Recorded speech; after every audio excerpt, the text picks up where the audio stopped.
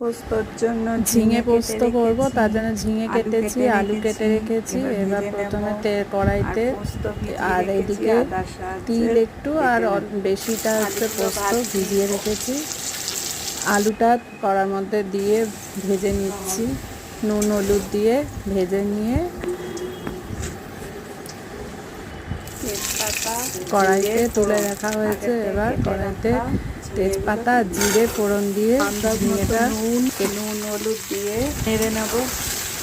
ঝিঙেটা দেওয়া হয়েছে কড়াইতে। এবার নুন হলুদ দিয়ে ভালো করে ভাজা ভাজা করে ঢেকে দিয়েছিলাম। এবার ঝিঙে থেকে প্রচুর জল বেরিয়েছে। এবার জলটা একটু মরে গেলে বাটা পোস্তটা দিয়ে দিয়েছি। এবার ভাজা আলুটা দিয়ে ভালো করে নেড়ে চেড়ে তারপরে ওই মিক্সি ধোয়া জলটাও দিয়ে দিলাম।